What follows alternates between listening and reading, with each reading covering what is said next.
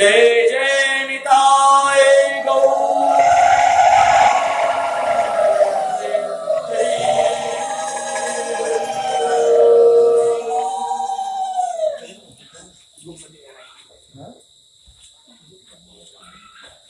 কশ্যপ মুনির দুইজন পত্নী, একজন পত্নীর নাম হচ্ছেন অদিতি, আর একজন পত্নী হচ্ছেন দিতি। অদিতির পুত্র হচ্ছেন দেবতাগণ এবং দিতির পুত্র হচ্ছে অসুরগণ। দিতির পুত্র দিতি থেকে আবির্ভূত পুত্রগণ পরম্পরায় বলি মহারাজ। সেই বলি মহারাজ তিনি যখন স্বর্গরাজ্যকে দখল করে নিলেন, অদিতি তখন শোকসন্তপ্ত হয়ে তার পতিদেবতার কাছে গিয়ে নিবেদন করলেন যে আমার পুত্ররা স্বর্গ থেকে বিতাড়িত, তাদের উদ্দেশ্যে কিছু একটু করো। তখন কশ্যপ মুনি অদিতি মহারানীকে উপদেশ করলেন বাসুদেব ভগবান শ্রীকৃষ্ণচন্দ্রের উপাসনা করবার জন্য। আর বাসুদেব শ্রীকৃষ্ণের উপাসনা কিভাবে করতে হবে? তো বাসুদেব শ্রীকৃষ্ণের উপাসনা করবার জন্য পয়ব্রত গ্রহণ করতে হবে।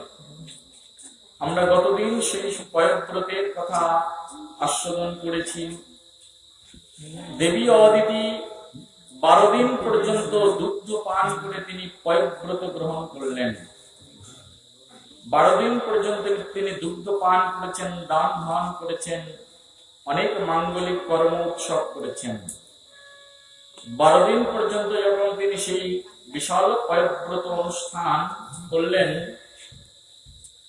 সেই পয়ব্রত অনুষ্ঠান করার পরে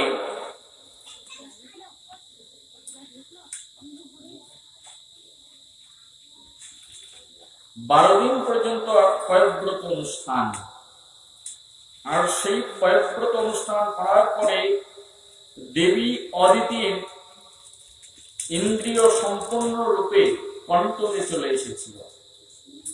তিনি সম্পূর্ণরূপে বিশুদ্ধ হয়ে উঠেছিলেন।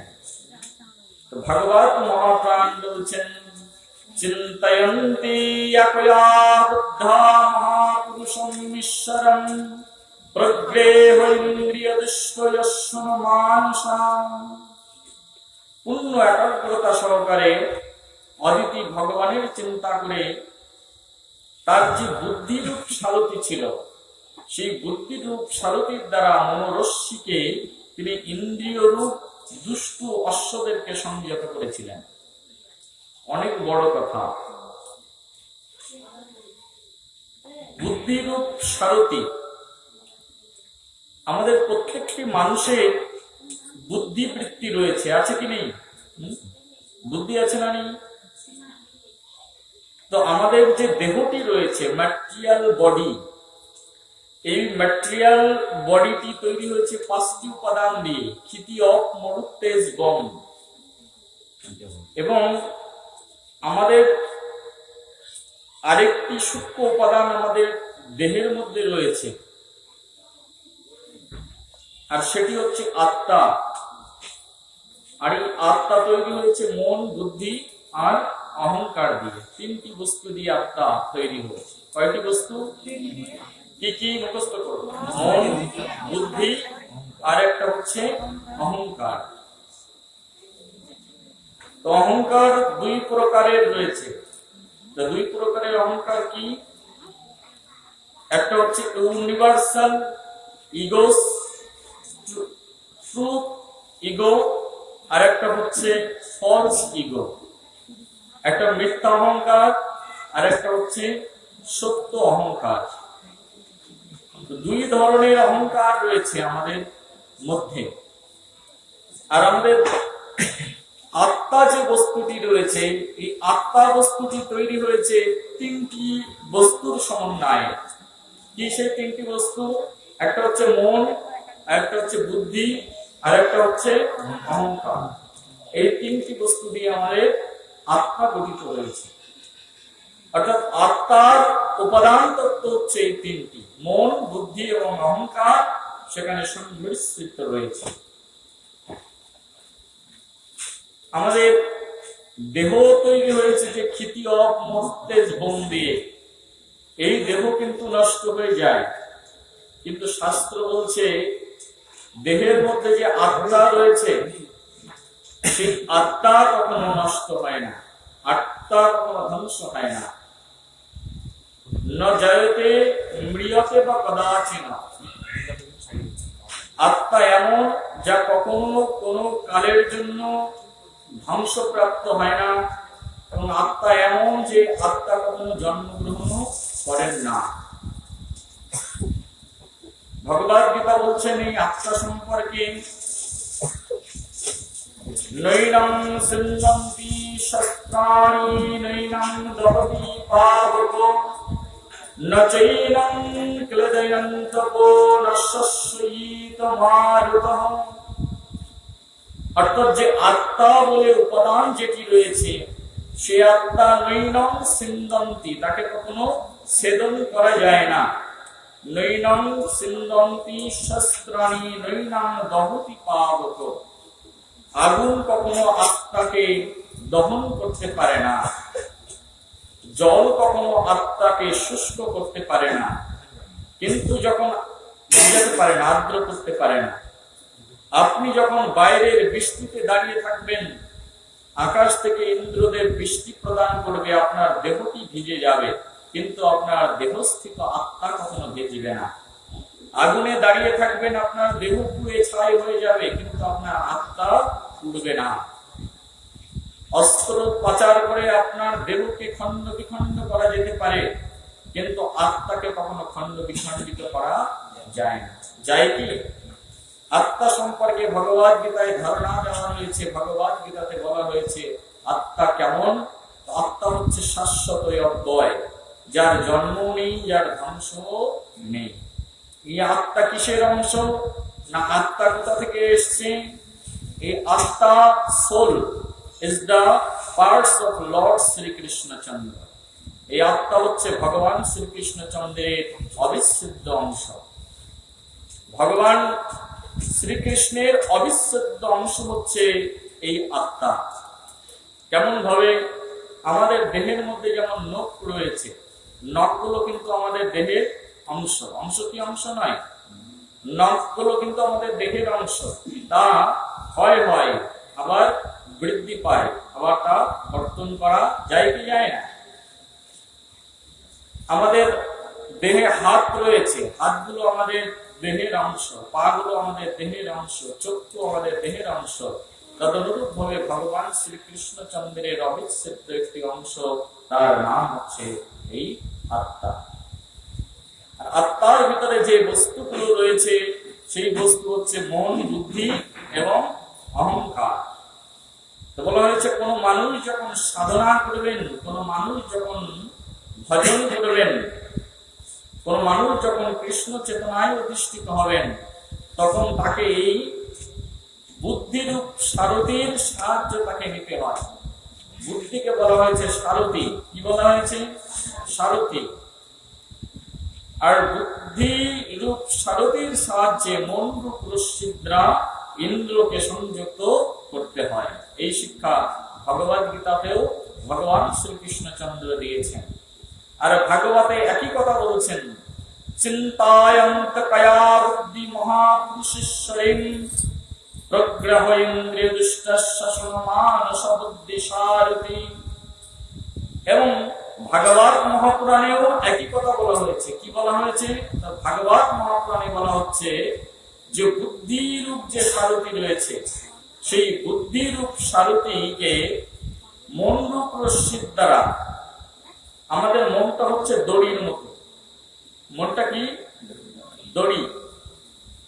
ঘোড়া আছে না, ঘোড়া, ঘোড়া নিয়ন্ত্রণ করে কি? সে দড়ির দ্বারা ঘোড়াকে কি করা হয়? নিয়ন্ত্রণ করা হয়। মনে করুন 5টা ঘোড়া রয়েছে। কয়টা ঘোড়া? 5টা ঘোড়া রয়েছে। আর 5টা ঘোড়ার প্রত্যেকটা ঘোড়ার মুখে দড়ি বাঁধা থাকে, থাকে কি থাকে না? 5টা ঘোড়ার দড়ি আপনি আপনার হাতের মধ্যে রাখলেন। অর্থাৎ দড়িগুলো দ্বারা কি হবে, ওই ঘোড়াগুলো নিয়ন্ত্রিত হবে। আর ওই যে দড়িটা রয়েছে, 5টা দড়ি আপনি একত্রিত ধরে রাখলেন, এটাকে বলা হয় মন। অর্থাৎ আমাদের যে ইন্দ্রিয়গুলো রয়েছে, ইন্দ্রিয়গুলোকে ঘোড়ার সঙ্গে তুলনা করা হয়েছে। কিসের সঙ্গে? ঘোড়ার সঙ্গে। আমাদের কোন ইন্দ্রিয় রয়েছে? আমাদের বিশেষ 5টি জ্ঞানেন্দ্রিয় রয়েছে, 5টি কর্ম ইন্দ্রিয় রয়েছে। তো সেই 5টি জ্ঞান ইন্দ্রিয়ের কথা বলা হয়েছে। 5টি জ্ঞান ইন্দ্রিয় কি? সেই 5টি জ্ঞান ইন্দ্রিয় বলা হচ্ছে চক্ষু, কর্ণ, ত্বক, জিহ্বা আর নাসিকা। এই চক্ষু, কর্ণ, জিহ্বা, ত্বক, নাসিকা, এগুলো দিয়ে আমরা বিষয়কে ভোগ করে থাকি। কি ভোগ করে থাকি? বিষয়কে ভোগ করে থাকি। সেই জন্য এই অঙ্গগুলোকে নিয়ন্ত্রণ করে মন। কে নিয়ন্ত্রণ করে? মন নিয়ন্ত্রণ করে। আর মন নিয়ন্ত্রণ যে করে, মন কার সাহায্য নিয়ে নিয়ন্ত্রণ করে? না, বুদ্ধির সাহায্য নিয়ে মন এই ইন্দ্রিয়গুলোকে কি করেন? নিয়ন্ত্রণ করে থাকেন। রাস্তা দিয়ে যাচ্ছেন, দেখলেন রাস্তার পাশে একটা সুন্দর ছোট্ট ঘর রয়েছে। ঘর ছোট হলেও কি হবে, সম্পদ অনেক বড় হয়েছে। আপনি দেখলেন ঘরের দরজা একদম পুরো খোলা, আশেপাশে 1 কিলোমিটারের মধ্যে কোনো মানুষজন কেউ নেই, আর সেই ঘরের মধ্যে অনেক সোনাদানা আর মণিমুক্তা রয়েছে। আপনি দেখলেন আশেপাশে 1 কিলোমিটারের মধ্যে কোনো মানুষ নেই।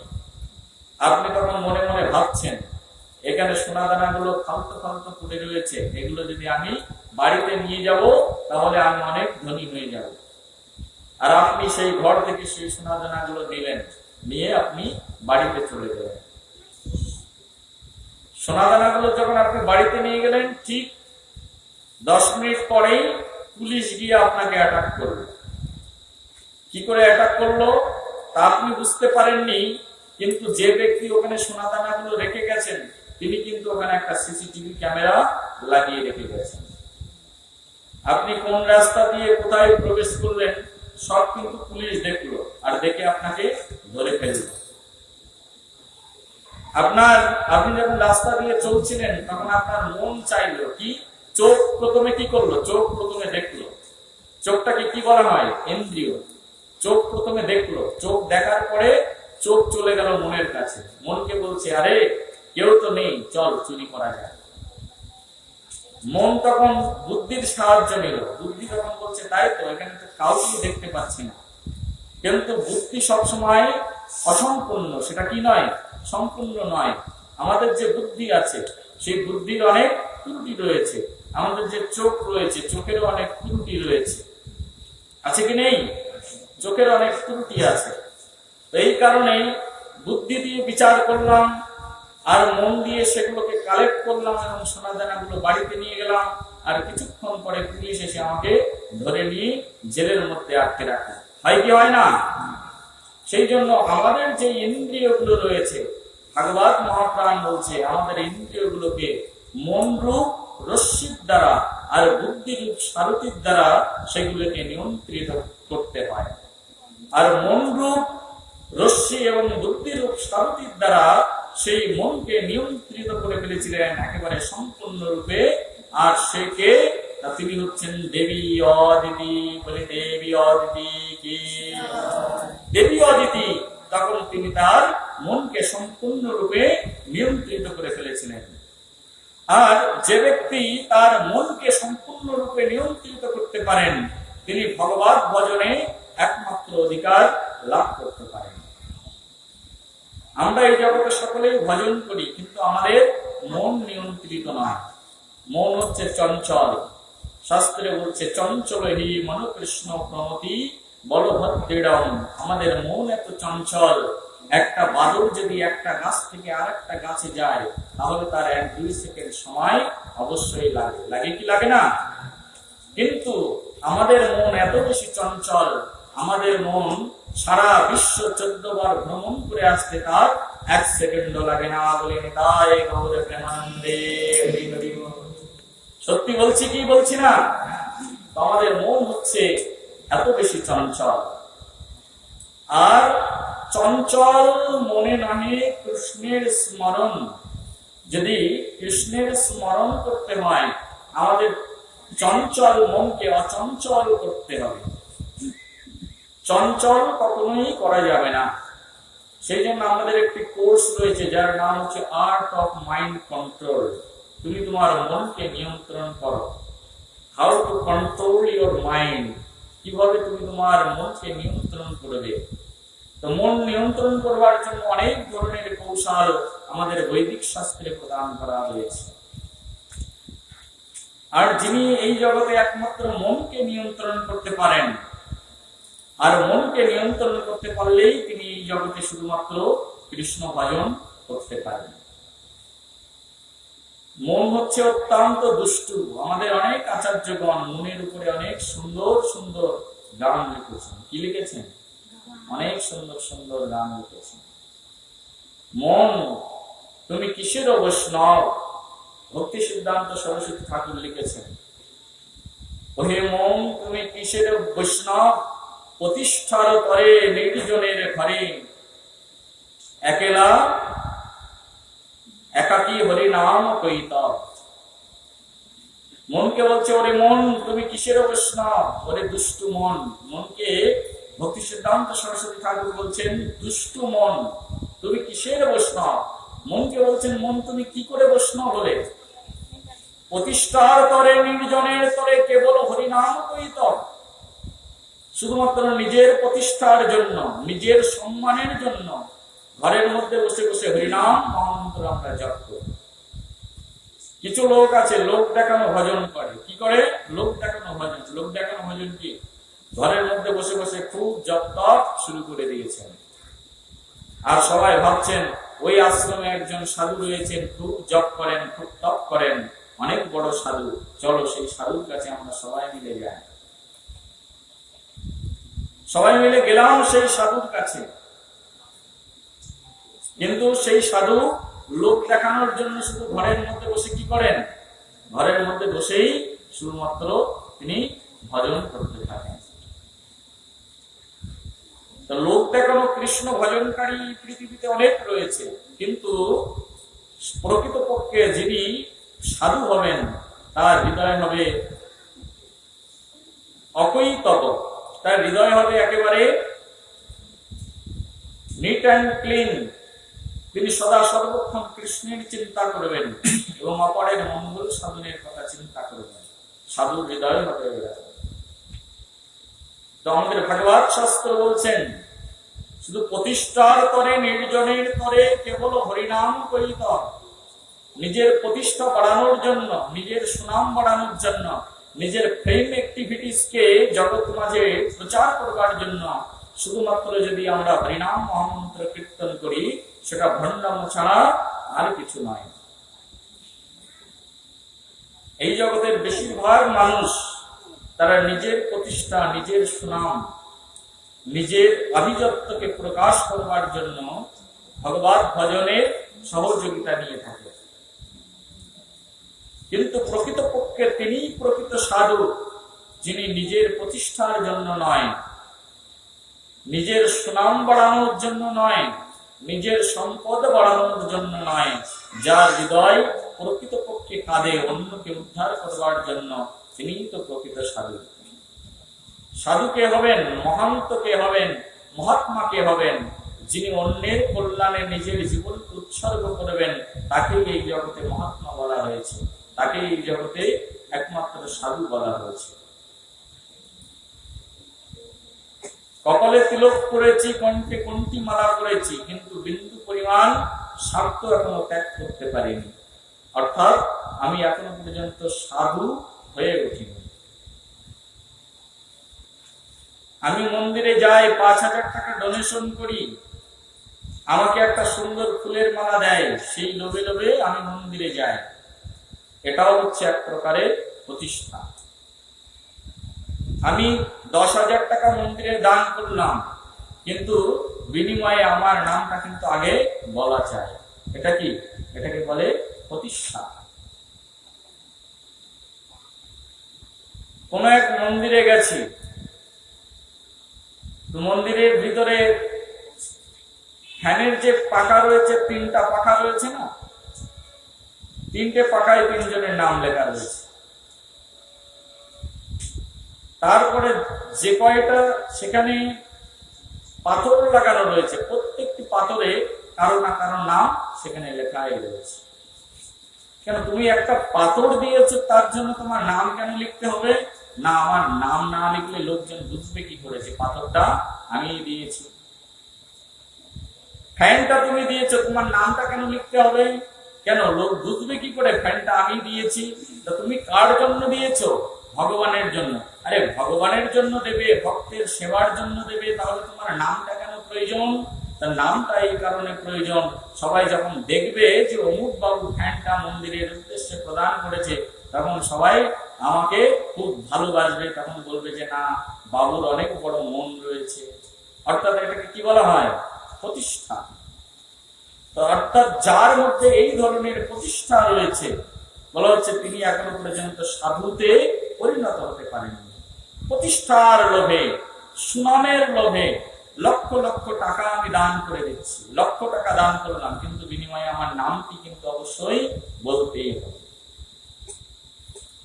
একবার কোন এক অনুষ্ঠানে, জন্মাষ্টমীর অনুষ্ঠান চলছে, আমি নিজেই লিডিং করছি।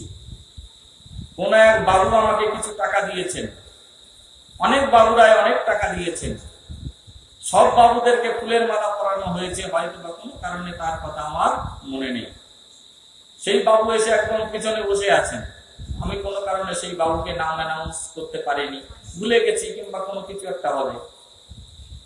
বাবু তখন অনুষ্ঠানের পরে একদম নাক দেখিয়ে প্রসাদ না নিয়ে চলে যাচ্ছে। কেন চলে যাচ্ছ? কেন, কি হয়েছে? কি হয়েছে?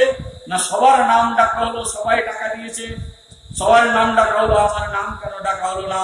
একদম বাবু তো রেগে মেগে সেখান থেকে একদম তেড়ে সেখান থেকে পালিয়ে একদম বাড়িতে গিয়ে ঘুম।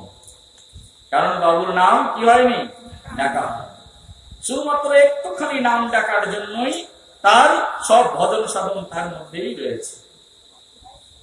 কিন্তু বলা হয়েছে ভগবানকে যখন দেবে, ভগবানের ভক্তকে দেবে, তখন প্রতিষ্ঠার আশা তুমি করবে না, মনে মনে ভাববে না যে আমার অনেক কিছু চাই। কখনো কোনো কামনা বাসনা নিয়ে যখন কোনো দান করা হয়, সেই দানকে কখনো সাত্বিক দান বলা হয় না। কাউকে ভালোবাসবে, বিনিময়ে যদি তোমার অনেক স্বার্থ থাকে, তাহলে সেই স্বার্থ পরায়ণ ভালোবাসা কখনো সেটা পবিত্র ভালোবাসায় রূপান্তরিত হবে না। সাধু কেমন হবেন? সাধু অন্যকে ভালোবাসবেন। কেমন ভাবে ভালোবাসবেন? নিঃস্বার্থ ভাবে ভালোবাসবেন। সাধুর ভালোবাসার মধ্যে কোনো কামনা বাসনা থাকবে না। সাধু অন্যকে প্রেম প্রদান করবেন, কিন্তু সেই প্রেম হবে নিষ্কিঞ্চন, সেখানে অন্য কোনো কিছু কুটিলতা থাকবে না, বাসনা থাকবে না। যদি থেকেছে তাহলে সেখানে কিছু না কিছু কি রয়েছে? প্রবলেম অবশ্যই রয়েছে। সেই জন্য আমাদের এই যে মনটি রয়েছে, শাস্ত্র বলছে এই মন বড় দুষ্টু, কারণ এই মন সদা সর্বক্ষণ প্রতিষ্ঠা পেতে চায়। কনক কামিনী প্রতিষ্ঠা আশা, এগুলো মনের একমাত্র আশ্রয় কেন্দ্র। আর এই মন চঞ্চল, মনকে যখন অচঞ্চল করতে পারবো, অর্থাৎ মনকে যখন আমি লাগামের দ্বারা বন্ধন করে বুদ্ধিকে যখন আমি স্থির তর্ক করতে পারবো, বুদ্ধি যখন আমার কন্ট্রোলে থাকবে, মন যখন আমার কন্ট্রোলে থাকবে, তখন আমি এই জগতের একমাত্র সুখী পুরুষে পরিণত হতে পারবো। যে ব্যক্তির মন কন্ট্রোলে নেই, সে ব্যক্তি কখনো সুখী হতে পারে না। যার মন চঞ্চল, সে কখনো মনে করে যে আমি এই বাড়িতে সুখী নই, আমাকে অন্য একটা বাড়ি তৈরি করতে হবে, অন্য স্থানে একটা বাড়ি করলে মনে করে এখানেও আমি সুখ পাচ্ছি না, আমাকে অন্য জায়গায় যেতে হবে। পৃথিবীর আনাচে কানাচে প্রত্যেকটি স্থানে স্থানে ঘুরে, কিন্তু তাও সে সুখ পায় না, কারণ তার মন কি রয়েছে? চঞ্চল রয়েছে। আর যে ব্যক্তি মনকে একাগ্র করেছেন, তিনি বৃন্দাবনের ছোট্ট একটা ভজন কুটিরের মধ্যে বসেই তিনি 60 বছর ধরে কাটিয়ে দিচ্ছেন। এমনও বাবাজি রয়েছে যিনি 120 বছর ধরে বৃন্দাবনের একটা কোঠরের মধ্যে পড়ে শুধুমাত্র এক বেলা করে শুধু দুধ খেয়ে মাত্র জীবন ধারণ করছেন। 120 বছর পরমায়ু হয়েছে, 120 বছর ধরে বৃন্দাবন ছেড়ে কোথাও যান না। এটাও এক প্রকারের কি? এটাকেও বলা হয় এক প্রকারের ভজন। অর্থাৎ ওই বাবাজি মহারাজের মন সম্পূর্ণরূপে তার কন্ট্রোলে রয়েছেন। যে ব্যক্তি তার মনকে সম্পূর্ণরূপে কন্ট্রোল করতে পারেন, তিনি এই জগতে একমাত্র ভজন করতে পারেন। সেই জন্য ভাগবত মহাপ্রাণ এখানে সেই মনের কথা বর্ণনা করেছেন, যে কি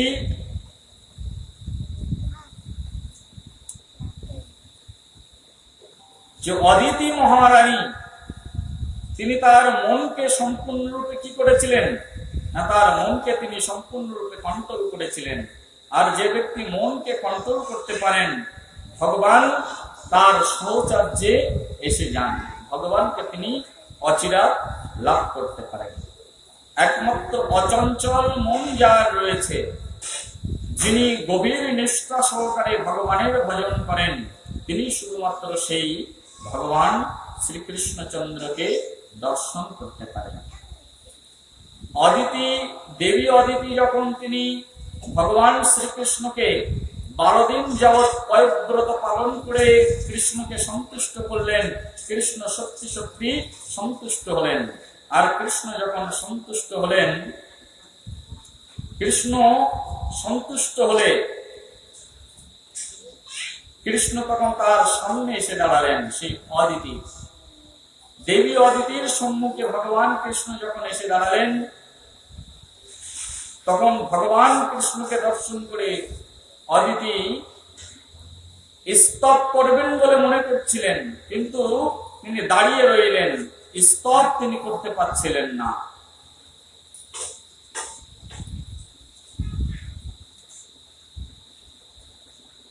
ভগবানকে দর্শন করলেই ভগবানকে স্তব করা যায় না, কারণ ভগবানকে স্তব করবার জন্য ভগবানের কৃপার দরকার রয়েছে। আপনি ভগবানকে ডেকেই যাচ্ছেন, কিন্তু ভগবান আপনার ডাক শুনছে না, অর্থাৎ আপনার ডাকের মধ্যে কিছু অপূর্ণতা রয়েছে এবং ভগবানের আপনার প্রতি কৃপা প্রদর্শনের জন্য কিছু কৃপণতা রয়েছে। অথবা আপনি খুব ডেকেই যাচ্ছেন, ভগবান দেখা দাও দেখা দাও দেখা দাও দেখা দাও, কিন্তু ভগবান আপনাকে দেখা দিচ্ছে না। কেন দেখা দিচ্ছে না? কারণ আপনার তার মধ্যে কিছু না কিছু ত্রুটিও রয়েছে। কি ত্রুটির কারণে ভগবানকে প্রচুর ডাকছি কিন্তু ভগবান দেখা দিচ্ছে না? কি এমন ত্রুটি থাকতে পারে? বলতে পারেন কি কেউ? অনেক ডাকছি ভগবানকে, কিন্তু ভগবান আমার ডাকে সাড়া দিচ্ছেন না। কি ত্রুটি থাকতে পারে? প্রধান কি ত্রুটি থাকতে পারে? হাত তুলে বলতে পারে? ভক্তি নিয়েই তো ভগবানকে ডাকছি, কিন্তু ভগবান কেন দেখা দিচ্ছেন না? স্তব করতে চাইলে স্তব করা যায় না। ভগবানকে ডাকলে ভগবান সবাইকে দেখা দেন না। ভগবান সবার কাছে আসেন কার কাছে? অসুরদের কাছেও কিন্তু ভগবান সুলভ, কিন্তু এই জগতে ভগবান দুর্লভ তার কাছে। যে ব্যক্তি বৈষ্ণব নিন্দা করে, বৈষ্ণব অপরাধ করে সাধন করবার জন্য, ভজন করবার জন্য কোন স্থানে উপনীত হয়েছেন, তিনি যদি কোটি কল্পকাল ধরে ভগবানকে ডাকেন, ভগবান তার প্রতি সন্তুষ্ট হন না এবং তার কাছে কখনোই তিনি আসেন না। বলেন তাই গৌরে প্রেমানন্দে। বৈষ্ণব নিন্দিয়া যদি গঙ্গা স্নানে যায়, পতিত পাবনী গঙ্গা ফিরে নাহি চায়। বৈষ্ণব নিন্দা করে আপনি গঙ্গা স্নানে যাবেন, কিন্তু পতিত পাবনী গঙ্গা আপনার দিকে কখনো ফিরেও তাকাবেন না। ভগবানকে ডাকবার জন্য ক্রম কি? ভগবানকে ডাকবার জন্য হৃদয় সরল হতে হবে। বৈষ্ণব নিন্দা থেকে সম্পূর্ণরূপে আপনাকে মুক্ত হতে হবে, বৈষ্ণব অপরাধ থেকে মুক্ত হতে হবে। যখন আপনি অপরাধ মুক্ত হৃদয়ে আপনি ভগবান কৃষ্ণকে ডাকবেন, আর কৃষ্ণ তখন আপনার ডাকে অবশ্যই সাড়া দিয়ে আপনার কাছে আসবেন। আজকে অদিতি মহারানী তিনি মনে মনে ভাবছেন তিনি ডাকবেন কৃষ্ণকে, স্তব করবেন, কিন্তু স্তব তিনি করতে পারছেন না। কারণ কি? ওই যে বললাম যে ঈশ্বরের কৃপালে হয়েছে যাহারে, সেই শুধু ঈশ্বর তত্ত্ব জানিবারে পারে। এই জগতে যার উপরে ভগবান শ্রীকৃষ্ণচন্দ্রের যার প্রতি শুধুমাত্র ঈশ্বরের কৃপা হয়েছে সেই শুধুমাত্র ঈশ্বরকে কি করতে পারেন, জানতে পারেন। যদি ঈশ্বরের কৃপা কারোর উপরে না হয় তিনি ঈশ্বরকে সহজেই জানতে পারেন না। ঈশ্বর এই পৃথিবীর সকলকে কৃপা করেন, কিন্তু কৃপা করেন না কাকে? ঈশ্বর কৃপা করেন না তাকে যিনি বৈষ্ণবকে অবজ্ঞা করেন, যিনি বৈষ্ণবকে নিন্দা করেন। আর যে ব্যক্তি বৈষ্ণবের নিন্দা করণে শ্রবণ করেন তার প্রতি ঈশ্বর কখনো সহৃদয়বান হন না।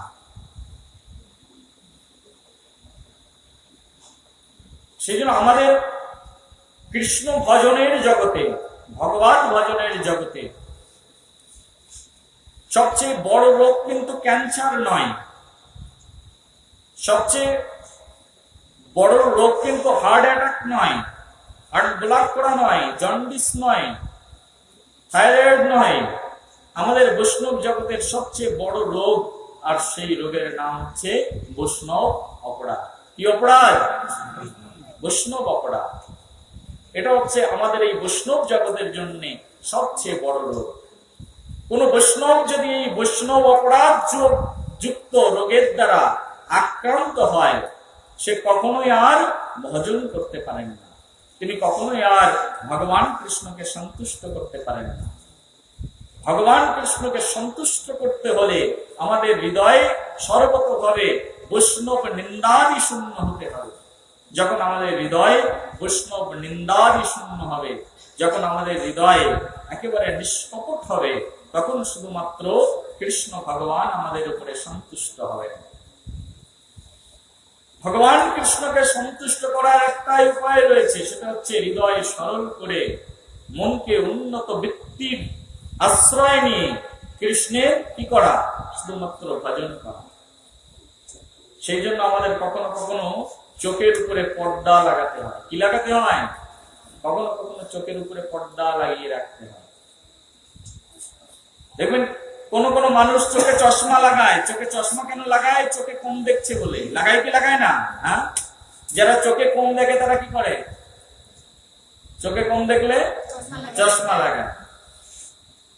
অর্থাৎ বৈষ্ণব জগতে চোখে কম দেখলে চশমা লাগাতে নেই, চোখে বেশি দেখলে চশমা লাগাতে হয় বলে নিতাই গৌর প্রেমানন্দে। বৈষ্ণবরা কখন চোখে চশমা লাগাবেন?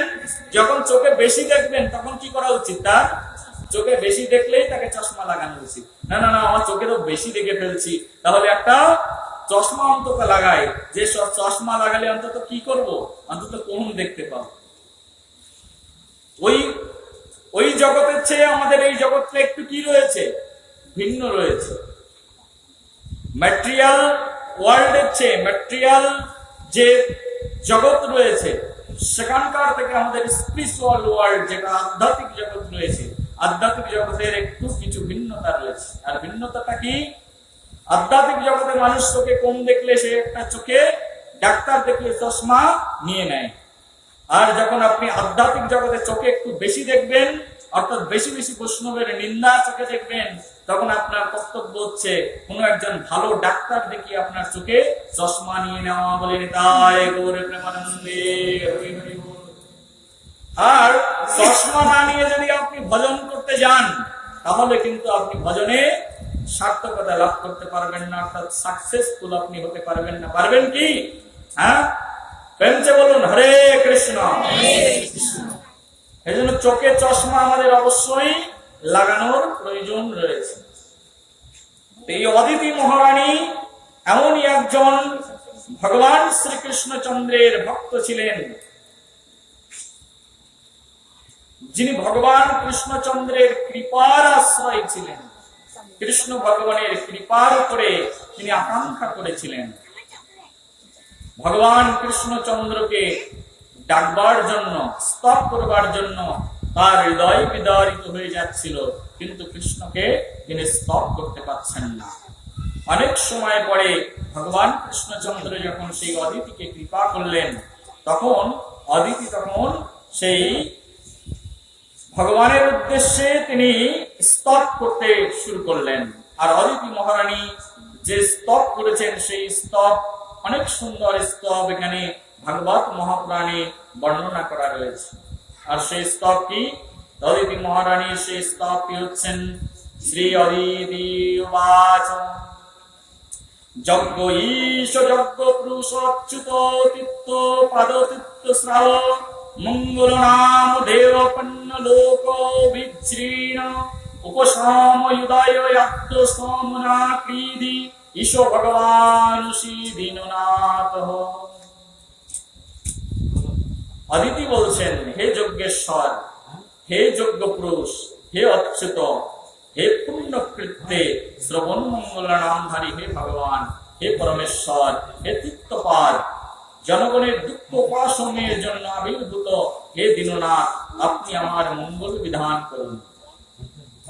ভগবানকে বলছেন, হে ভগবান, আপনি কে? ভগবানকে বিশেষায়িত করছেন কিছু শব্দ দিয়ে।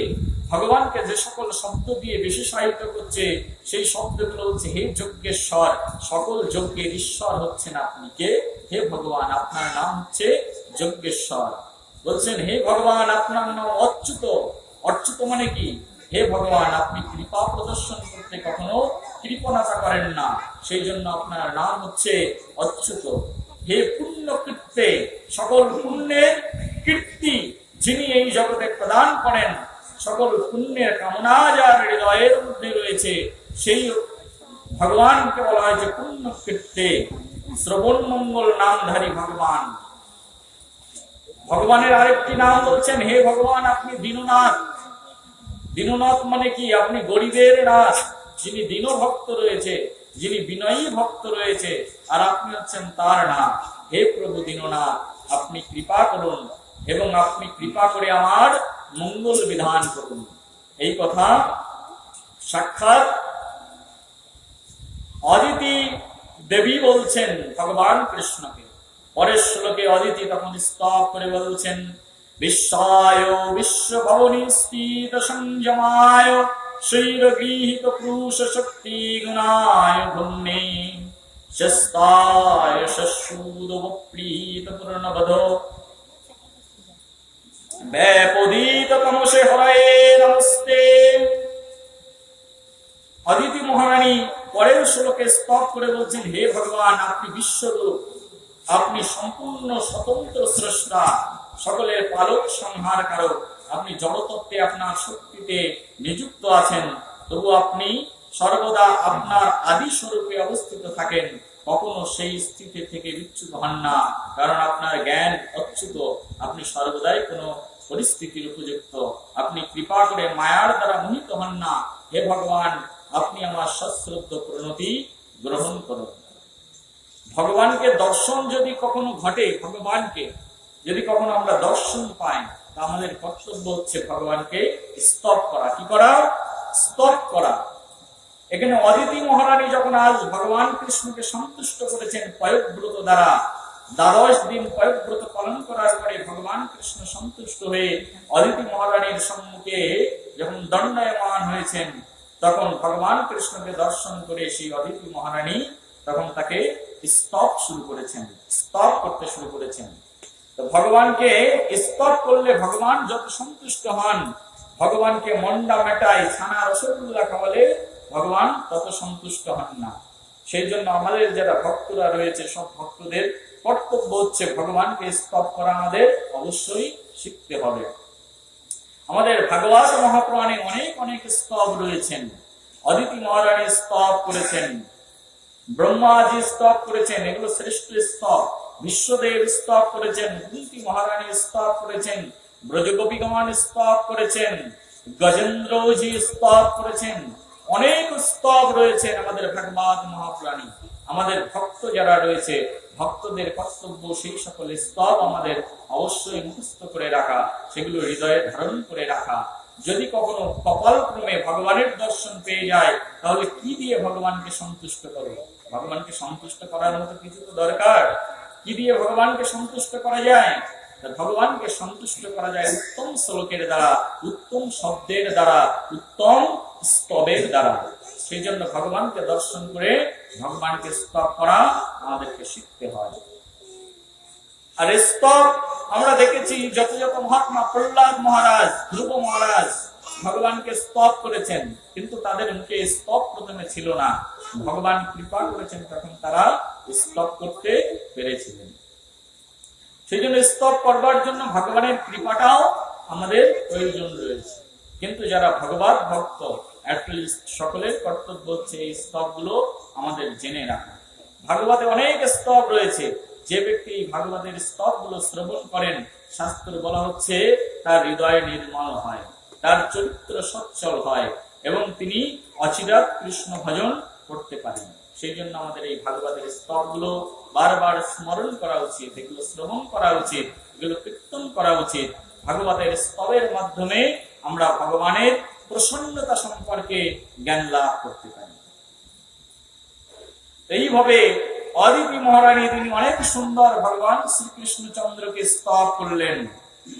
আর ভগবানকে যখন স্তব করলেন, তখন ভগবান বললেন, হে দেবমাতা, শত্রুদের দ্বারা ঋত সম্পদ এবং বাসস্থান থেকে বিচ্যুত তোমার পুত্রদের মঙ্গলের জন্য দীর্ঘকাল ধরে তুমি যে ব্রত পালন করেছো, তার মধ্যে আমি অত্যন্ত সন্তুষ্ট হয়েছি। কে বলছেন এ কথা?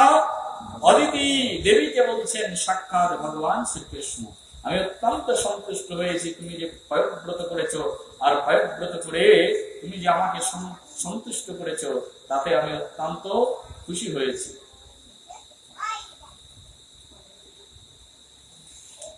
আমি জানি যে তোমার পুত্ররা সবকিছু হারিয়েছে এবং হারিয়ে তারা আজকে দেশ বিদেশে ঘুরে বেড়াচ্ছেন, আর স্বর্গ রাজ্য থেকে তারা সম্পূর্ণরূপে বিতাড়িত হয়েছেন। ভগবান কৃষ্ণ তখন বলছেন, হে অদিতি মহারানী, তোমার চিন্তার কোনো কারণ নেই। ভগবান যদি কোথাও আবির্ভূত হয়, ভগবান কি করেন? সকলের সকল চিন্তাকে হরণ করে নেন। সেই জন্য ভগবানের এক নাম হচ্ছে চিন্তা হরণ। বলি চিন্তা হরণ ভগবান কি। বৃন্দাবনে আমাদের সঙ্গে যারা গেছিলেন, আপনারা অবশ্যই চিন্তা হরণ ঘাট দেখে এসছেন কিনা? হ্যাঁ, ভগবানের এক নাম কি? চিন্তা হরণ। বলি চিন্তা হরণ ভগবান কি। ভগবান যদি কোথাও আবির্ভূত হয়, তখন ভগবান সকলের চিন্তাকে কি করেন? হরণ করে নেন। এখানে আপনারা যারা বসে আছেন, আপনাদের চিন্তাও ভগবান হরণ করে নিয়েছে, কারণ ভগবান এখনই কি হয়েছেন? আবির্ভূত হয়ে গেছেন। বলি চিন্তা হরণ ভগবান কি। যার মনের মধ্যে যা চিন্তা আছে, হরণ হয়ে যাচ্ছে কি যাচ্ছে না? ভাগবত কথা যদি মন দিয়ে প্রাণ দিয়ে শ্রবণ করবেন, তাহলে আপনার মনের মধ্যে যা চিন্তা রয়েছে, সেই চিন্তা কৃষ্ণ কথা শ্রবণের মাধ্যম দিয়ে আপনার সকল চিন্তা হরণ হয়ে যাবে। যাবে কি যাবে না? কৃষ্ণ কথা শ্রবণ করতে করতে আমাদের উন্নত চরিত্র তৈরি হয়। কৃষ্ণ কথা শ্রবণ করতে করতে আমাদের মনের কলমশতা, কালিমা দূর হয়ে যায়। সেই জন্য নিরন্তর কৃষ্ণ কথা শ্রবণ করার কথা আমাদেরকে বর্ণনা করে বলা হয়েছে। প্রতিদিন ভাগবত কথা শ্রবণ করতে হয়। প্রতিদিন কেন? নিত্যম ভাগবত সেবয়া ভাগবতের উত্তম শ্লোকে ভক্তির ভবতি নিষ্ঠকে। যদি নিত্য নিত্য ভগবানের কথা শ্রবণ করব, নিত্য নিত্য যদি কৃষ্ণের কথা শ্রবণ করব, নিত্য কৃষ্ণ কথা শ্রবণ করার মাধ্যম দিয়ে আমাদের হৃদয়ে সেই অহৈতুকী অপ্রতিহতা ভক্তির জন্ম নেয় এবং আমাদের হৃদয়ে নিষ্কলুষ হয়ে যায়। আর নিষ্কলুষ চিত্তে, নিষ্কলুষ হৃদয়ে আমরা শুধুমাত্র সেই শ্রীহরি পরমেশ্বর ভগবান কৃষ্ণচন্দ্রের ভজন করতে পারি। সেই জন্য নিত্য আমাদেরকে ভাগবত কথা শ্রবণ করার শিক্ষা শিল অভয় চরণারবিন্দ ভক্তিবেদান্ত স্বামী শিল প্রভুপাদ আমাদেরকে প্রদান করেছে। আমাদের স্কুল, কলেজ, বিশ্ববিদ্যালয়গুলোতে ভগবানের বাণী প্রচার করা হয়। আমি এক সময় ভয়েজের স্টুডেন্ট ছিলাম। I was the student of voice. যখন আমি ভয়েজ স্টুডেন্ট ছিলাম, যখন সেই ভয়েজের মধ্যে থাকতাম, তখন আমাদের এরকম নিয়ম ছিল, আমাদের প্রতিদিন ভগবত গীতা পড়তে হবে, স্টাডি করতে হবে এবং প্রতিদিন আমাদেরকে এরকম গুরুদেবের লেকচার শ্রবণ করতে হবে, প্রভুপাদের লেকচার শ্রবণ করতে হবে। এগুলো আমাদের নিয়ম ছিল। আমাদের স্কুল, কলেজ, বিশ্ববিদ্যালয়গুলোতে যেসব ছেলেরা ভক্ত হয়, তাদেরকে এই শিক্ষা দেওয়া হয়, প্রতিদিন অন্তত 1 ঘন্টা করে গুরুদেবের লেকচার শ্রবণ করো, 1 ঘন্টা ছিল প্রভুপাদের লেকচার শ্রবণ করো। এখন তো মোবাইল ফোন রয়েছে, ইজিলি আমরা শ্রবণ করতে পারি। মোবাইল ফোনে ইউটিউব সার্চ করলে কত লেকচার চলে আসে। আমাদের কর্তব্য হচ্ছে সেই সব লেকচারগুলো উন্নত ভক্তদের কথা শ্রবণ করা। আমরা লেকচার শ্রবণ করতাম এবং প্রতিদিন ভগবত গ্রন্থ আমরা অধ্যয়ন করতাম। এগুলো হচ্ছে আমাদের কর্তব্য। যারা গৃহস্থ জীবনে রয়েছে তাদেরও কর্তব্য, তারা প্রতিদিন কি করবেন? তারা প্রতিদিন কিছু না কিছু কৃষ্ণ কথা অবশ্যই শ্রবণ করবেন। আজকে হয়তো ভাগবত অনুষ্ঠান হচ্ছে, তাই এখানে কৃষ্ণ কথার আয়োজন হয়েছে। যেদিন তোমার বাড়িতে ভাগবত অনুষ্ঠান হবে না, সেদিন কি কৃষ্ণ কথা শ্রবণ করবো না? সেদিনও আমাদেরকে কৃষ্ণ কথা শ্রবণ করতে হবে। কারণ এখন উন্নত টেকনোলজি রয়েছে, আমাদের টেলিভিশন খুললে আমরা এখন কৃষ্ণ কথা শ্রবণ করতে পারি। প্রত্যেকের বাড়িতে কম বেশি টেলিভিশন রয়েছে। এমন কোন ঘর নেই যে ঘরে টেলিভিশন নেই, এমন কোন ঘর নেই সেই ঘরে মোবাইল নেই। যদি বলা হয় আমার বাড়িতে মোবাইল নেই, তা সবাই ভাববে যে তাহলে এ মনে হয় চিড়িয়াখানা থেকে এসেছে, একটু দেখে আসে। যদি কেউ বলে এখনকার যুগে যে আমার বাড়িতে মোবাইল ফোন নেই, আর কেউ যদি বলে আমার বাড়িতে টেলিভিশন নেই, তাহলে সবাই তাকে লাইন দিয়ে দেখতে যাবে কি যাবে না? মনে হবে যে এখানে একটা চিড়িয়াখানার লোক এসছে, সবাই চলো দেখে আসি, সেখানে নতুন প্রাণী মনে হবে তাকে। আর টেলিভিশন খুললেই এখন আমাদের মায়াপুর টিভি সরাসরি সম্প্রচার হচ্ছে, ভক্তি টিভি রয়েছে, মুম্বাই থেকে আমাদের একটা চ্যানেল পরিচালিত হচ্ছে। সব সময় কিছু না কিছু লেকচার সেখানে দেখা যাবে, কিছু না কিছু কীর্তন, কিছু না কিছু কথা সেখানে শ্রবণ করা যাবে। ইউটিউব খুললেই কৃষ্ণ কথা শ্রবণ করা যাবে। কিন্তু আমরা টেলিভিশন খুলবো কিন্তু কৃষ্ণ কথা শ্রবণের জন্য নয়, টেলিভিশন খুলবো আমরা সিরিয়াল দেখবার জন্য। বলি তাই গৌর প্রেমানন্দে হরি হরি। টেলিভিশন ওপেন হবে কিন্তু কি দেখবার জন্য? সিরিয়াল দেখবার জন্য। অনেকে তো বাড়ির মধ্যে টেলিভিশন কিনে রেখেছেন শুধু ছেলের কার্টুন দেখবার জন্য, মেয়ে কার্টুন দেখবেন তার জন্য টেলিভিশন কিনে রেখেছেন। আমাদের যুগ এমন অশ্লীল যুগে পরিণত হয়েছে। কিন্তু আমাদের প্রত্যেকের কর্তব্য হচ্ছে নিত্য ভাগবত কথা শ্রবণ করা। আর কৃষ্ণ কথা যত বেশি শ্রবণ করবে আমাদের হৃদয় বৃত্তি তত বেশি নির্মল হয়ে উঠবে, তত আমার চরিত্র সুন্দর হয়ে উঠবে, তত আমি ভগবানের প্রতি ঐকান্তিক হতে পারবো। সেই জন্য বেশি বেশি আমাদেরকে ভাগবত কথা শ্রবণ করতে হবে। আর ভাগবতের স্তবগুলো আমাদেরকে মনে প্রাণে এগুলোকে স্মরণ করতে হবে, এগুলো শ্রবণ করতে হবে। তো দেবী অদিতি এখানে সেই সুন্দর স্তব করেছেন, সেই সুন্দর স্তবে ভগবান আজকে সন্তুষ্ট হয়েছেন।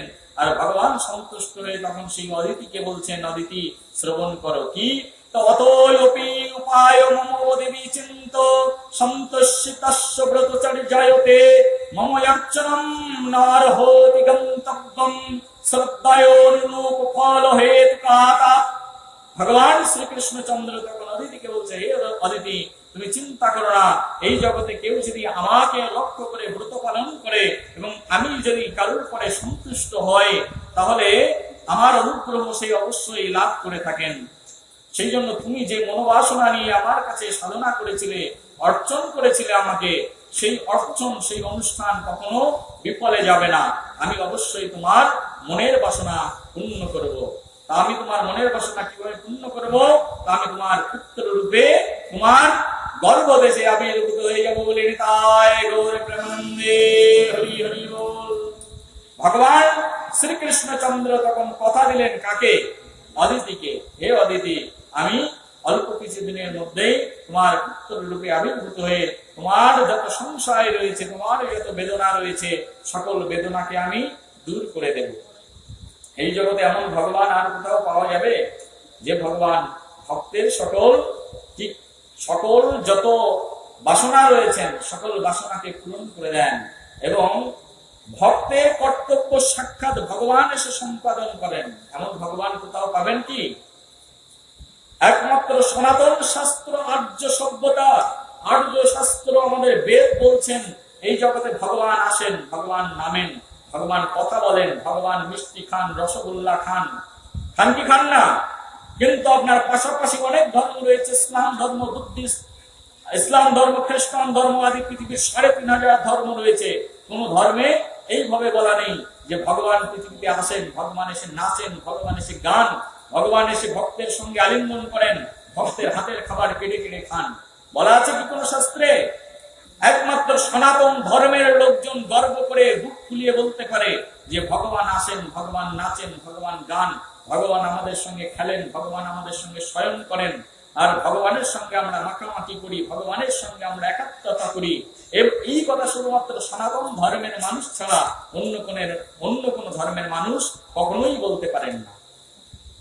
এটা আমাদের গর্ব যে ভগবান পৃথিবীতে কি করেন, আসেন। ভগবান ভক্তের ডাকে কি করেন, পৃথিবীতে আসেন। আর ভক্তের ডাকে শুধু আসেন না, ভক্তের কাছে এসে বসেন, ভক্তের মনের দুঃখের কথা শ্রবণ করেন, ভক্তের মনের সেই দুঃখ, সেই জ্বালা যন্ত্রণা ভগবান এসে নিবারণ করেন। শুধু নিবারণ কি করেন, ভক্তের যা অপূর্ণ কাজ রয়েছে সেই অপূর্ণ কাজ পর্যন্ত ভগবান সাক্ষাৎ এসে নিজের হাতে সম্পাদন করেন। বলেন কায় গৌর প্রেমানন্দে হরি হরি বল। শুধুমাত্র এক সনাতন ধর্ম ছাড়া এই পৃথিবীর অন্য কোন ধর্মে এই দৃষ্টান্ত নেই। ভগবান শ্রী জগন্নাথের একজন ভক্ত আছে, নাম হচ্ছে রঘুদাস। কি নাম বললাম? রঘুদাস বলে জগন্নাথ ভগবানের একজন ভক্ত রয়েছে পুরী ধামে। ভগবান সেই রঘুদাস প্রতিদিন ভগবানকে খুব আপ্যায়ন করেন, খুব ভালোবাসেন, ভগবানের জন্য রান্না করেন, ভগবানকে নিবেদন করে ভগবানের প্রসাদ খান। প্রতিদিন ভগবান জগন্নাথের নাম গুণকীর্তন করে তার জীবনকে উৎসর্গ করছেন। জগন্নাথের কীর্তন ছাড়া, জগন্নাথের নাম ছাড়া অন্য কিছু তার মুখে নেই। একবার জগন্নাথ দেখলেন যে আমার ভক্ত তো আমাকে এত ডাকছে, ভক্তের জন্য তো আমাকে কিছু করতে হবে। ভক্ত আমাকে এত ভালোবাসছে, বিনিময়ে ভক্তকেও তো আমার ভালোবাসার দরকার আছে, আছে কি নেই? হ্যাঁ, ভগবান ভাবছেন ভক্ত তো আমাকে এত ভালোবাসছে, আমারও তো ভক্তকে একটু ভালোবাসতে হবে। এই মনে করে তখন সাক্ষাৎ ভগবান সেই ভক্ত রঘুদাসকে একটা রোগ বাঁধিয়ে দিলেন। কি বাঁধিয়ে দিলেন? রোগ প্রদান করলেন। চিন্তা করুন কেমন ভগবান। আমাদের ভগবানের কথা শুনলে আমাদের হাসি পায় নাকি, না লজ্জা পায়, না আনন্দ পায়? ভগবান আসলেই পরমানন্দময়। ভগবানের লীলা, ভগবানের কথা কোন মানুষের দ্বারা বোধগম্য নয়। ভগবানের কৃপা এমন। কেউ যদি কাউকে ভালোবাসে তাহলে কি করে? সে একটা গোলাপ ফুল নিয়ে বলে I love you, please take it, বলে কি বলে না? হ্যাঁ, কেউ যদি কাউকে ভালোবাসে একটা দামি উপহার নিয়ে যায়, এই তো সামনে আসছে পয়লা বৈশাখ, তোমার জন্য সুন্দর একটা কাপড় কিনেছি, নাও গ্রহণ করো, বলে কি বলে না? যদি কেউ কাউকে ভালোবাসে, বন্ধুর সঙ্গে দেখা করতে যাচ্ছে, খুব দামি একটা গিফট নিয়ে বোম্বে থেকে যাচ্ছে কলকাতায়, যে বন্ধুর সঙ্গে দেখা করতে যাচ্ছি, যে একটা গিফট বন্ধুকে দেব। কিন্তু ভগবান যখন তার ভক্তকে ভালোবাসেন, ভগবান জগন্নাথ তার ভক্তকে ভালোবেসেছেন। জগন্নাথের ভক্তের নাম কি বললাম? রঘুদাস। রঘুদাসকে ভগবান জগন্নাথ কিন্তু ভালোবাসেন, আর ভালোবেসে ভগবান জগন্নাথ কিন্তু রঘুদাসের জন্য গোলাপ ফুল নিয়ে যাননি, যে একটা গোলাপ ফুল তোমাকে দিচ্ছি, প্লিজ টেক দিস রোজ, আর তুমি অ্যাকসেপ্ট মাই লাভ, তুমি আমার ভালোবাসাকে গ্রহণ করো, এই কথা কিন্তু বলছেন না। জগন্নাথ তার ভক্তকে ভালোবেসেছেন, বিনিময়ে জগন্নাথ তার ভক্তকে কি উপহার দিয়েছেন? একটা রোগ উপহার দিয়েছেন। আর রোগটা কি? আমশায় রোগ বাঁধিয়ে দিয়েছেন। আর বারবার শুধু বাথরুম করতে শুরু করেছেন। কে বাথরুম করতে শুরু করেছেন? ভক্ত রঘুদাস। কার ভক্ত? ভগবান জগন্নাথের ভক্ত। যিনি ভগবানের ভক্ত, ভগবান তাকে কি উপহার দিয়েছেন? রোগ উপহার দিয়েছেন। চিন্তা করুন ভগবানের দিব্য লীলা, ভগবানের কর্ম, জন্ম কর্ম চমে দিব্যম জয় এবং ব্যক্তিদত্ত। ভগবানের জন্ম যেমন রহস্যজনক, তার কর্মটাও রহস্যজনক। ভগবান কি করবে আপনি সহজ মাথায়, সাধারণ মস্তিষ্কে আপনি বুঝতে পারবেন। ভগবান তাকে কি দিয়ে দিয়েছেন? রোগ দিয়েছেন। রোগ দিয়ে যখন সেই ভগবানের ভক্ত, নাম কি বললাম? রঘুদাস। রঘুদাস যখন মিনিটে মিনিটে বাথরুমে যাচ্ছেন আর বেরোচ্ছেন, বাথরুমে যাচ্ছেন আর বেরোচ্ছেন, বাথরুমে যাচ্ছেন আর বেরোচ্ছেন, কারণ এত তার পেটের রোগ হয়ে গেছে, শুধু বাথরুমে যাচ্ছেন আর বাথরুম থেকে বেরোচ্ছেন। এমন বাথরুম লেগে যাচ্ছে, জলটা সংগ্রহ করার টাইম দিচ্ছে না বাথরুম। ভগবান তখন মন্দির থেকে বেরিয়ে এসেছেন, আর বেরিয়ে ছোট্ট একটা বালকের রূপ ধারণ করেছেন, করে এসে তখন বলছেন, আরে রঘুদাস। তখন বলছেন, কে রে? আমার নাম ধরে ডাকলো। আরে তুমি আমাকে চিনবে না, আমি তোমার পাশের বাড়িতেই থাকি, পাশের গ্রামেই থাকি। তো রাজা পাঠিয়েছে, রাজা শুনতে পেয়েছে তুমি খুব অসুস্থ, তাই রাজা আমাকে পাঠিয়েছে তোমার সেবা করবার জন্য, আমি তোমার একটু সেবা করতে চাই। ভগবান জগন্নাথ বেরিয়ে এসেছেন মন্দির থেকে, কার সেবা করবার জন্য? সাক্ষাৎ ভক্তের সেবা করবার জন্য। আর ভগবান জগন্নাথ বেরিয়ে এসে বালকের রূপ ধারণ করে তখন তার জন্য বদনা ভরে জল দিচ্ছেন, দিয়ে তখন বলছেন, এই নাও, তোমার জন্য আমি নিয়ে এসেছি জল, তুমি বাথরুমের শৌচক্রিয়া সেরে নাও। ভগবান এত ছোট্ট, এত ক্ষুদ্র পর্যন্ত কাজ তার ভক্তের জন্য করবার জন্য তিনি রাজি থাকেন। ভগবান কত প্রেমময়, ভগবান কতটা ভক্ত বৎসল, চিন্তা করুন। এমন ভগবান পৃথিবীতে কেউ কখনো দেখেছে? এমন ভগবান আর কখনো পাবেন কি, যে ভগবান বলছেন, হে ভক্ত, তোমার বাথরুমের জল আমি নিজে হাতে করে বহন করে দিচ্ছি, তুমি এই জল গ্রহণ করো। ভগবান তখন সাক্ষাৎ জল বয়ে বয়ে এনে দিচ্ছেন তার ভক্তর শৌচক্রিয়া করবার জন্য। কিন্তু যিনি ভক্ত হন তিনি কিন্তু অতটা ছোট মনের মানুষ নয়। যিনি ভক্ত হন তিনি অনেক উদার মনোবৃত্তির একজন মানুষ হন।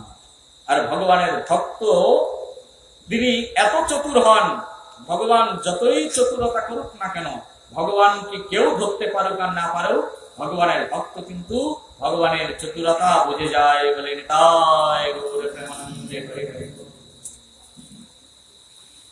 ভগবানের চতুরতা কে বুঝতে পারে এই জগতে? একমাত্র ভগবানের ভক্ত সেই ভগবানের চতুরতা বুঝতে পারে। শ্যামসুন্দর যখন ব্রজবৃন্দাবনে বংশীধ্বনি করতেন, আর বংশীধ্বনি করে তিনি যখন সব ব্রজগোপীদেরকে ডাকতেন, তখন সব ব্রজগোপীরা কৃষ্ণের সেই দুষ্টুমিকে ধরে ফেলতেন। কৃষ্ণ অনেকভাবে চাইতেন রাধারানীকে গোপন করে তিনি বিরজার কুঞ্জে যাবেন। কৃষ্ণ অনেকবার চাইতেন রাধারানীকে গোপন করে তিনি চন্দ্রাবলীর কুঞ্জে যাবেন, কিন্তু প্রতিবার যখন কৃষ্ণ ফিরে আসতো, রাধারানী শুধু কৃষ্ণের মুখের দিকে তাকাতো, আর তাকিয়েই তিনি বুঝতে পারতেন কৃষ্ণ আজকে কোথা থেকে গমন করেছেন, আজ বিরজার কুঞ্জ থেকে তিনি রিটার্ন এসেছেন। কৃষ্ণ যতই চতুরতার আবরণে নিজেকে ঢেকে রাখতো না কেন, রাধারানীর সম্মুখে গেলেই রাধারানী বুঝে যেতেন আজকে কৃষ্ণ চন্দ্রাবলীর কুঞ্জ থেকে এসেছেন। ভক্তের ভগবানের যত চতুরতা রয়েছে, ভক্তেরও ততোধিক চতুরতা রয়েছে। কারণ ভগবানের ভক্ত ভগবানের কথা চিন্তা করতে করতে, ভগবানের ভজন করতে করতে তিনি ভগবত চেতনাময় হয়ে যান। তখন সেই রঘুদাস ভগবান জগন্নাথকে বলছেন, হে প্রভু, তুমি যতই নিজেকে আবদাল করো না কেন, আমি কিন্তু তোমাকে ধরে ফেলেছি। কারণ আমার যে রোগ হয়েছে রাজাও এখনো পর্যন্ত সংবাদ পায়নি, আর কেউ জানে না। আর তুমি যে তোমার এই কমল হাতে, তোমার এই নরম পায়ে হেঁটে হেঁটে আমার জন্য বাথরুমের জল তুলে দিয়ে যাচ্ছ, এতে তুমি কি সুখ পাচ্ছ? তুমি তো রোগটা আমাকে দিয়েছো, ইচ্ছা করলে রোগটা তো তুমিই তুলে নিতে পারো। তোমার রোগ দেওয়ারই বা কি দরকার ছিল? আর রোগীর জন্য বদনা ভরে জল আনবারই বা কি প্রয়োজন ছিল? কে বলছেন এ কথা? রঘুদাস তখন ভগবান শ্রী জগন্নাথকে বলছেন। জগন্নাথ বলছেন, রঘুদাস, তোমার সঙ্গে সত্যি আমি পারলাম না, শেষ পর্যন্ত তুমি আমাকে ধরেই ফেললে। বলছে, হ্যাঁ, আমি তোমাকে ধরে ফেলেছি প্রভু। এখন বলছে, তাহলে শোনো, আমি তোমাকে রোগ কেন দিয়েছি? যদি রোগ তোমাকে না দিতাম তাহলে আমি তোমার সেবা করার সুযোগ পেতাম না। আর যদি রোগ তুমি গ্রহণ না করতে তাহলে তোমার হৃদয় শোধন হতো না। কারণ তুমি এমন কিছু কর্ম করেছো যে কর্মের জন্য তোমার রোগটা বাঞ্ছনীয়, সেই জন্য আমি তোমাকে রোগ দিয়ে তোমাকে মুক্ত করলাম। কারণ কর্মফল যদি এই পৃথিবীতে কেউ করে, আর সে যদি ভগবানের ভক্ত হয়, আর যদি সে কোনো বৈষ্ণব নিন্দা, বৈষ্ণব কর্ম, বৈষ্ণবকে আঘাত বা বৈষ্ণব চর্চামূলক কোনো কর্ম করে, তার জন্য কি করতে হয়? তাকে অবশ্যই ফল ভোগ করতে হয়। আর সেই জন্য তোমার কিছু পূর্বকৃত কর্মফল রয়েছে, আর সেই কর্মফল খণ্ডন করবার ক্ষমতা আমি ভগবান হলে আমারও নেই। কারণ ভক্তের চরণে যদি হয় ক্ষুদ্র অপরাধ, মহা ভজন হতে পড়ে যায়, বা কি হয়? মহা ভজন হতে সে বাদ করে যায়। সেই জন্য তোমার যেহেতু কিছু কর্মফল রয়েছে, আর সেই কর্মফল ভক্তের চরণে অপরাধের কর্মফল, সে আমি ভগবান হলেও খণ্ডন করতে কি সক্ষম নয়। যদি ভক্ত তোমাকে কখনো মুক্তি প্রদান করেন, ভক্ত যদি কখনো তোমাকে ক্ষমা করে দেন, তখন শুধুমাত্র সেই কর্মফল খণ্ডন হয়। এইরকম আমাদের প্রারব্ধ কর্মফল, রক্ত কর্মফল, ফলোন্মুখ কর্মফল, কুড, বীজ, এই ধরনের 5 প্রকারের কর্মফলের কথা ভক্তি রসামৃত সিন্ধু গ্রন্থে রূপ গোস্বামী পাদ বর্ণনা করেছেন। এই সকল কিছু কর্মফল তোমার মধ্যে বিদ্যমান রয়েছে, আর এই কর্মফল থেকে মুক্তির একমাত্র উপায় হচ্ছে রোগ গ্রহণ করা। আর তোমাকে সেই কর্মফল আমি প্রদান করলাম, আর কর্মফল প্রদানের বিনিময়ে আমি তোমার সেবাটাও ঠিক মতো করে নিলাম। রঘুদাস বলছে, প্রভু আমার সেবা করবার জন্য তোমার আসার কি প্রয়োজন ছিল? এখানে তোমার কি আনন্দ রয়েছে? ভগবান তখন বলছেন সেই রঘুদাসকে, দেখো, ভক্ত যেমন আমার সেবা করে আনন্দ পায়, আমিও তেমন সেই ভক্তের সেবা করে আনন্দ পাই। বলে ভগবানের ভক্ত যেমন ভগবানের সেবা করে কি পায়? আনন্দ পায়। ভগবান বলছেন, ভক্ত যেমন আমার সেবা করে আনন্দ পায়, আমিও তেমন ভক্তের সেবা করে কি পাই? আনন্দ পায়। সেই জন্য ভক্তের সেবা করবার জন্য ভগবান কখনো কখনো তিনি এই পৃথিবীতে কি করেন? আবির্ভূত হন। সেই জন্য এখানে ভগবান যদি তার ভজন না করতে পারি, যদি তার সাধন না করতে পারি, তিনি যদি আমার হৃদয় মন্দিরে আবির্ভূত না হন, তাহলে আমার এই জীবন থেকেই বা লাভ কি? এই জীবন প্রাপ্ত হয়েই বা লাভ কি? যে জীবনে ভগবানের প্রাপ্তি ঘটে না, সেই জীবনটা হচ্ছে একটা শ্মশানময় জীবন। যে গৃহে ভগবান থাকে না, সেই গৃহকে কি বলা হয়? শ্মশান বলা হয়। যে ঘরের মধ্যে সাধুগুরু বৈষ্ণব থাকে না, বৈষ্ণব যাতায়াত করেন না, যে ঘরের মধ্যে বৈষ্ণবের চরণ ধুলি পড়ে না, সেই ঘরকে কি বলা হয়? শ্মশান বলা হয়। যদি আপনার হৃদয়ের মধ্যে ভগবান এসে বাস না করেন, তাহলে আপনার হৃদয়টা হচ্ছে একটা শ্মশান। কি আপনার হৃদয়? আপনার হৃদয়ের মধ্যে যদি বৈষ্ণবের স্তব না হয়, আপনার হৃদয় যদি বৈষ্ণবের স্তব করতে কখনো কুণ্ঠাবোধ করে, আপনার হৃদয় যদি বৈষ্ণব সেবা করতে কখনো কৃপণতা করে, আপনার হৃদয়টাও শ্মশান ছাড়া আর কিছু কখনো নয়। সেই জন্য সেই উন্নত হৃদয়ের অধিকারী, এই জগতে সেই উন্নত চরিত্রের অধিকারী যে ব্যক্তি সদা সর্বক্ষণ কৃষ্ণকে তার হৃদয় মন্দিরে প্রতিস্থাপিত করে ভজন করছেন, এই জগতে সেই উত্তম চরিত্রের অধিকারী যে ব্যক্তি তার হৃদয় মন্দিরে বৈষ্ণব ঠাকুরকে সদা সর্বক্ষণ বসিয়ে তার পদসেবন করছেন, সেই হচ্ছে এই জগতে সর্বশ্রেষ্ঠ ব্যক্তিত্ব। আজ দিতি মহারানী যখন সেই ভগবান কৃষ্ণ, অদিতি মহারানী যখন ভগবান কৃষ্ণচন্দ্রের সেই মহা সেবা করলেন, তখন সেই অদিতি মহারানীর উদ্দেশ্যে ভগবান কৃষ্ণচন্দ্র তখন অভয় প্রদান করলেন। অভয় প্রদান করে বললেন যে তুমি কোনো চিন্তা করো না, তোমার সকল কর্মের সমাধান আমি করে দেব।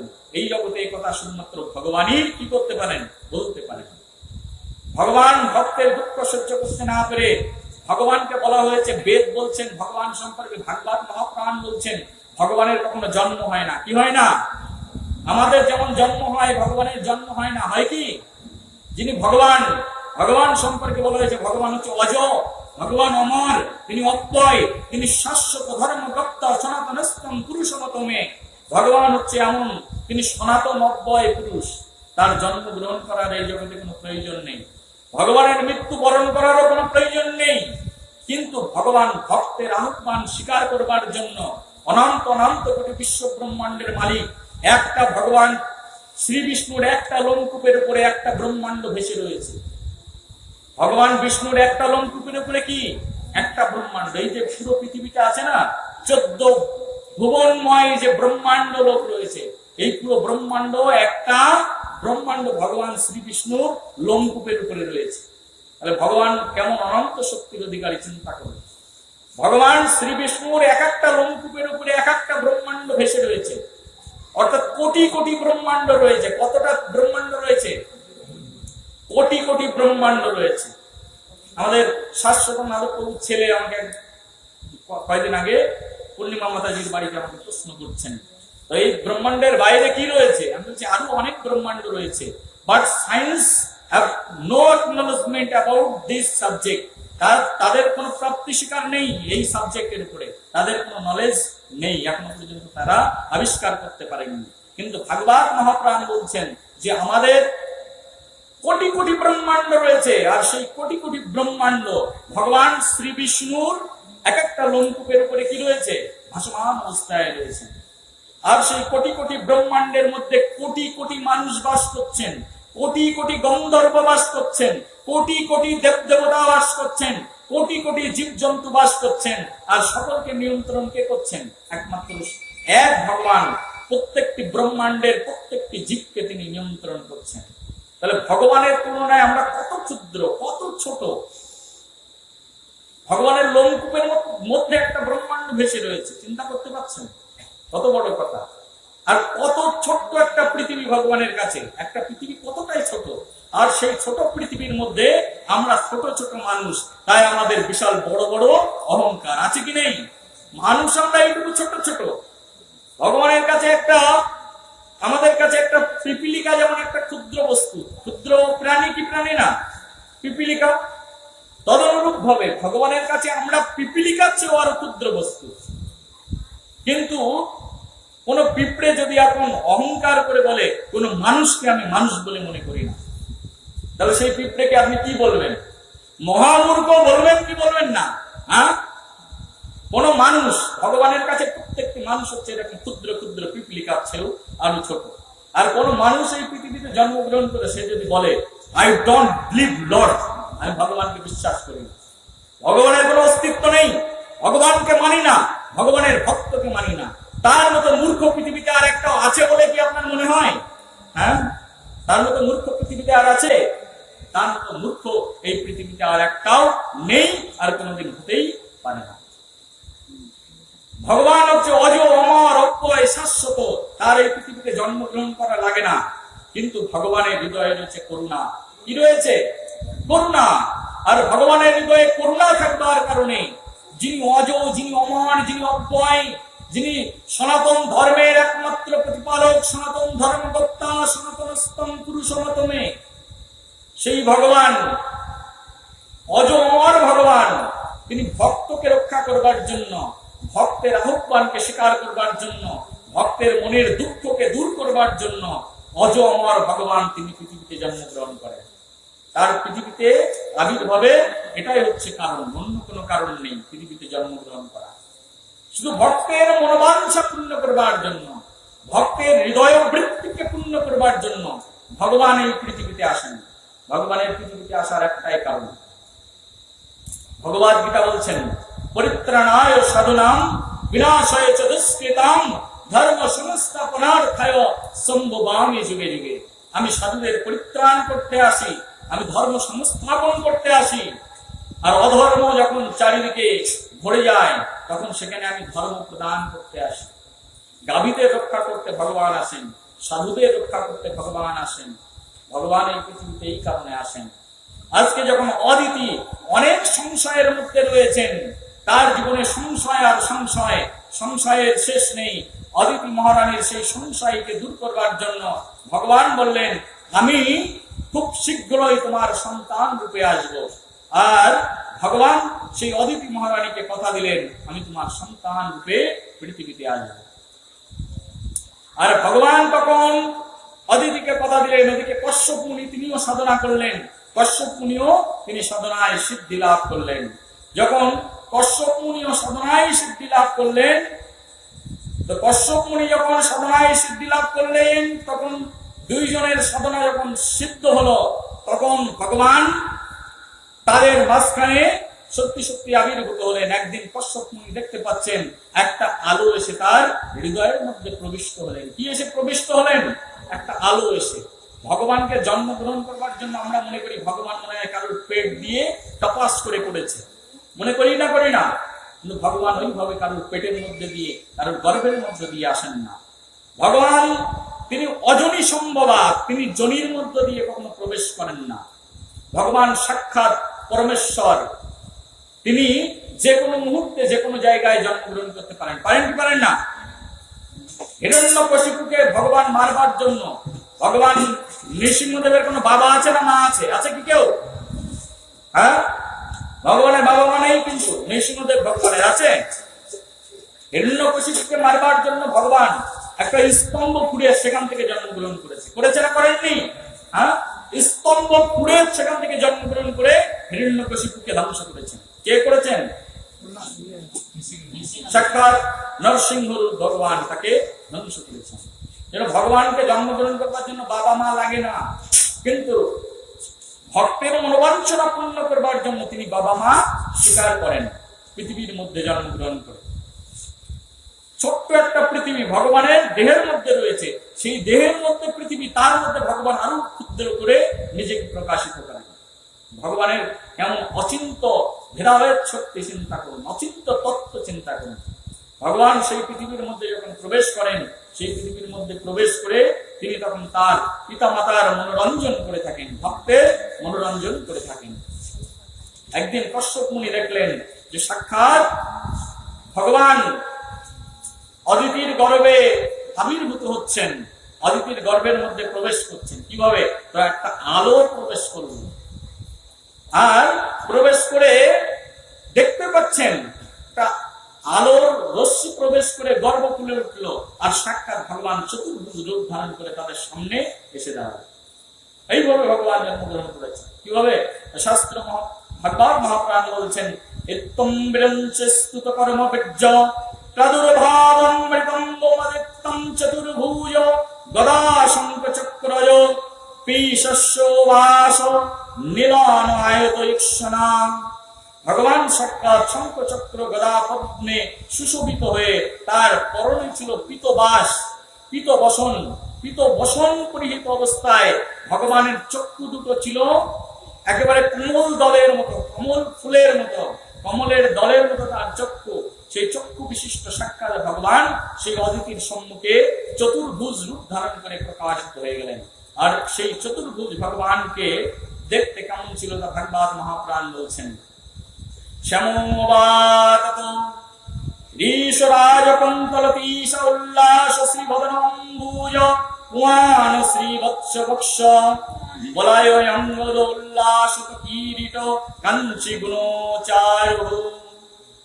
তো ভগবান দেখতে কেমন? তা ভগবানের দেহ ছিল সম্বর্ণ, সর্বতভাবে তিনি ছিল মায়ামুক্ত, মকর কুণ্ডল শোভিত তার মুখমণ্ডল, অপূর্ব সৌন্দর্য মণ্ডিত শোভা হচ্ছিল তার মুখের মধ্যে। তার বক্ষ ছিল শ্রীবৎস চিহ্ন, তার হাতে ছিল বলাই, বাহুতে অঙ্গদ, মাথায় মুকুট, কপিদেশে মেখলা, এবং বক্ষে যজ্ঞ সূত্র ধারণ করে পায়ে নুপুর শোভা পাচ্ছিল ভগবান সেই শ্রী বিষ্ণু শ্রীহরি। আর সেই নুপুর পরিহিত সেই ভগবান তখন তিনি আবির্ভূত হয়ে গেলেন। কার অঙ্কদেশে আবির্ভূত হয়ে গেলেন? সাক্ষাৎ অদিতি মহারানীর সম্মুখে সেই ভগবান আবির্ভূত হয়ে গেলেন। আর সেই ভগবান যখন আবির্ভূত হলেন, কশ্যপ মুনি সেই ভগবানকে দর্শন করে, প্রজাপতি কশ্যপ সেই কস্তব মুনি ধারণ করে ভগবান আবির্ভূত হয়েছেন। আর মধুকর ভ্রমর গুঞ্জন করছিল সেই ভগবানের পদ্ম দর্শন করে। আর সেই ভগবানকে দর্শন করে কশ্যপের হৃদয় তখন আনন্দে অভিভূত হয়ে গেছিল। আর ভগবান যখন আবির্ভূত হলেন, তখন সব দিকে নদী, সাগর, জলাশয় সবকিছু নির্মল হয়ে উঠল। ঋতু তার পথ পরিবর্তন করলো, যেন সমস্ত ঋতুর মধ্যে শ্রেষ্ঠ ঋতু যে বসন্ত ঋতু, সেই বসন্ত ঋতু সেই মুহূর্তে আবির্ভূত হয়ে গেল। আর সর্ব অন্তরিক্ষ পৃথিবী চারিদিকে আনন্দে উল্লাসিত হয়ে উঠল। দেবতা, গাভী, ব্রাহ্মণ সবাই আনন্দে হইচই করতে থাকলো, যেন কনসাসলি সকলের হৃদয়ে একটা আলাদা রকমের আনন্দ, উৎফুল্লতা, এনজয়মেন্ট তাদের হৃদয়ের মধ্যে আন্দোলিত হতে থাকলো, তরঙ্গায়িত হতে থাকলো। এমন আনন্দ সমগ্র জগৎবাসী পাচ্ছিলেন। সাক্ষাৎ ভগবান শ্রী বিষ্ণু তখন শ্রেণায়ন শ্রাবণ দাসং মুহূর্ত ভজতি প্রভু সর্বনক্ষত্রতাদশ্চক্রন্তম জন্মাম দক্ষিণাম। ভগবান শ্রী বিষ্ণু তখন তিনি ভাদ্র মাসের শুক্লপক্ষের দ্বাদশী তিথিতে, চন্দ্র এবং শ্রাবণাস্ত যখন হয়েছিল, অভিজিৎ নক্ষত্রে পরম শুভ লগ্নে ভগবান এই ব্রহ্মাণ্ডে আবির্ভূত হয়েছিলেন। তখন সেই ভগবানের নাম হয়েছিল বামদেব ভগবান। বলে বামদেব ভগবান কি জয়, বামদেব মহারাজ কি জয়, চিন্তাহরণ ভগবান কি